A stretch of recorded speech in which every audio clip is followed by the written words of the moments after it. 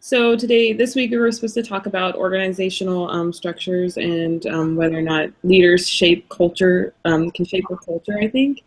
And I found an interesting quote in our book on page 239. It says, they pay the leader, like a, a good leader will pay close attention to the assumptions, values, and symbols that create and reflect organizational culture. And I think that's good because a really good leader does need to pay attention to all aspects of like things that are going on. They can't just go by a structure or a format and lead based on those. They have to really be intuition and paying attention to the signals that the followers may be giving and the problems that may arise or anything that may occur. And I have a example, I guess, because I think it was calling for us to have examples this last week with my one of my baristas on my shift.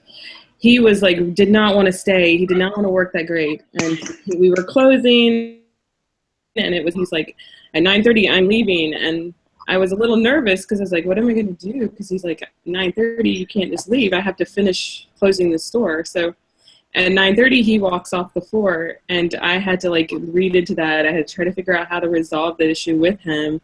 And he actually went and called our district manager, and it escalated a little bit, and I ended up having to talk to the district manager. And we went through the whole process like of, coming together and talking through this and apologizing and working through the whole process of shaping the culture of Starbucks and trying to show what Starbucks, I guess, lives by. Like, you two know probably Julie and Sam, like the culture that Starbucks adheres to. So we had to go through that whole process of working together and apologizing and coming back to where we respect one another and each other's the leadership. So I guess that was kind of like an example I had this week of.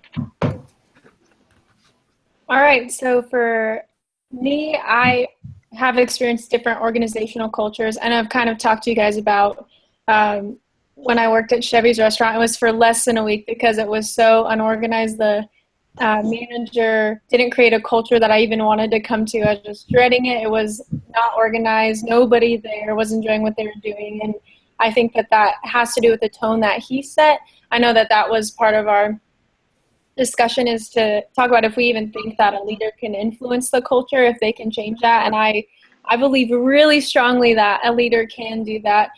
Even just in situations that are negative, I think they can come in and have the determination to make it an environment that people will want to come to and enjoy being a part of and working as a team, whether they're higher up in management or just a regular old employee.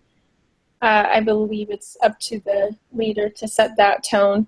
I know that I've been in positive environments too. You're talking about the Starbucks culture, Christina, and that's totally a legitimate culture. There is the feel that we want to create, that the third place, a place that people want to be if they're not at home, if they're not at work. You can go to Starbucks, and it's up to the people working there to create that environment for everyone else. But the environment that is created by the chefs and the baristas starts with the tone of the manager. And I've had two different managers, or three because one was an interim, but having the different managers, I was able to recognize a difference in the culture of our store, even just the tone that the manager set, whether it was more upbeat and fun and positive and focused on the people. And then I've had some managers that were more task-oriented and made all of the baristas and chefs just feel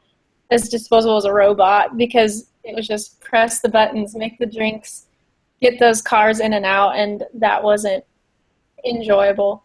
So those are some of the environments I've experienced, and has helped me decide that a leader can influence the culture of the environment or the place.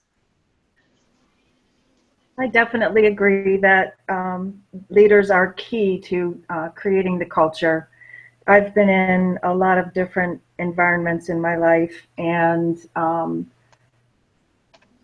originally as a young woman started at a large corporation with higher level managers. So that culture was way different. You know, everybody's very invested in their position at that time, have families and mortgages and,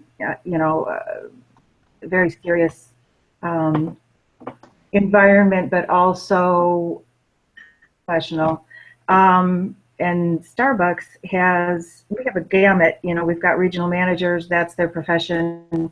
We have people that are part-time because they're working towards a degree, and, you know, it's definitely not their lifelong career. But in any event, the Starbucks culture that defines us are that we call each other partners, and that it is a place to develop and nurture the human spirit, one cup, one neighborhood at a time, right?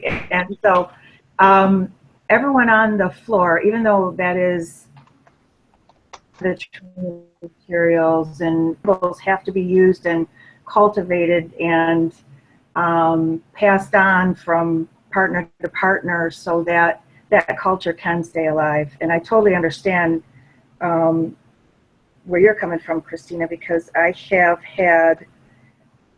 have some people that are very good on bar, they're excellent baristas, but the attitude is not there. You know, customer will order wrong, but he ordered a frappe, you know. And so, you know, can I please get a McDonald's frappe? No, you have to go across the street. Yes. But no, you know, they do that all the time, as you all know, right? Mm-hmm. And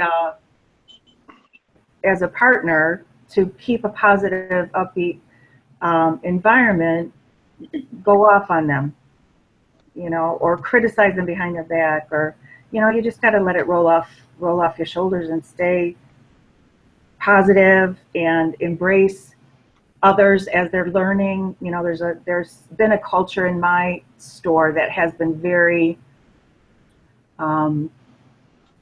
older partners have been very critical of new partners coming in instead of welcoming and developing and nurturing. And I see right now my manager, and he's put a lot of things in place where the shift give green apron cards every shift to somebody and let him know why, and bring it to his attention right away if we see someone struggling or somebody kind of picking on someone else, because he really wants to change that culture, which I think is great. And so I'm all about that. One thing that I did see, and it wasn't specifically with respect to culture, but the TED Talk by Margaret Heffernan, and that's more of don't be afraid to disagree. That was her subject.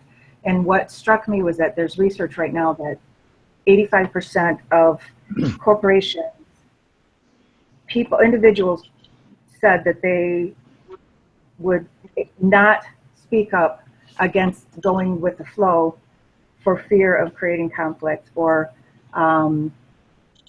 whatever. And I really think that this is something that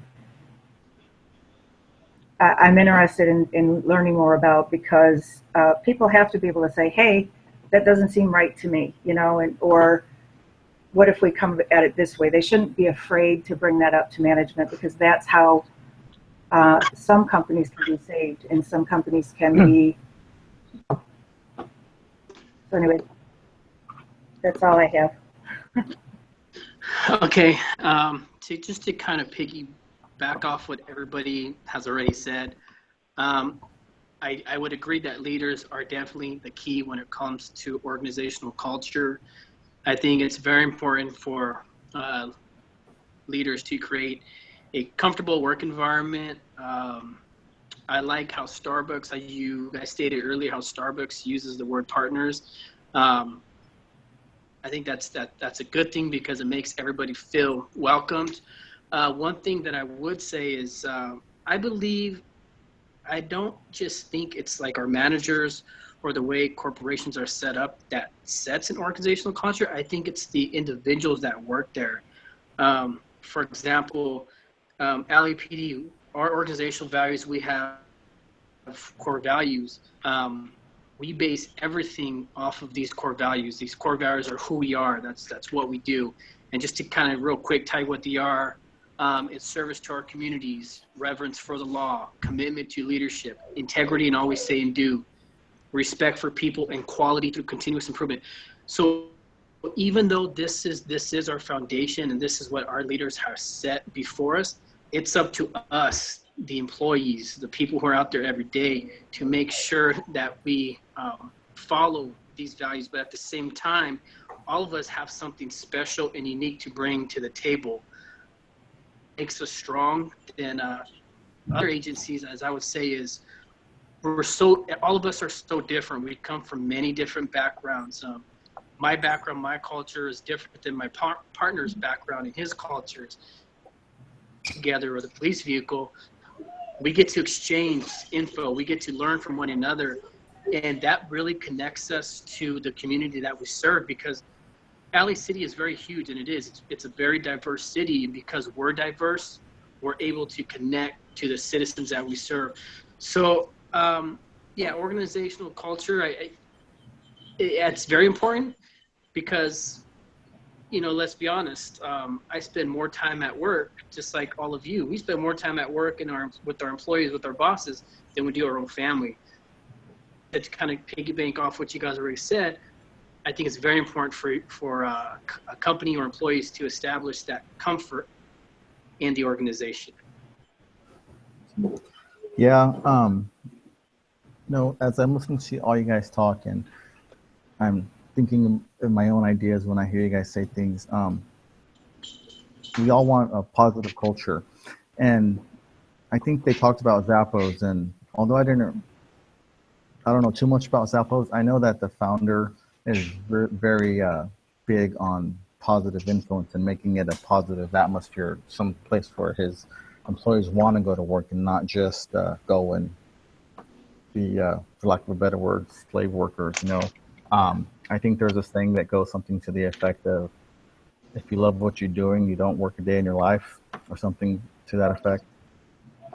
I know for me, I used to work for an organization that did not value the employees, and there was a negative culture there. Anytime anyone did anything to poorly mess up, we got written up or we got talked to, counseled. But when we did something good, it was, just overlooked, and it kind of made it a bad place to work. Nobody wanted to go there. Everyone was always looking for another job. I mean, there was no positive organizational culture there. And I think all of us in some way want to be praised. We all want to recognize or be recognized for something that we do good. I mean, who wants to always be told negative stuff? I mean, it makes one's morale go down. So I think the Zappos culture is good, and it goes along the lines of the Google culture. People want to go there, they get free food, they get to have fun while at work, yet they still produce and have positive results. So that's my view on culture. Anyone else? Yeah, we're good on time. We're at 14 minutes. Great. If anyone wants to add something? I think if we add something, we'll go over. Good job, guys.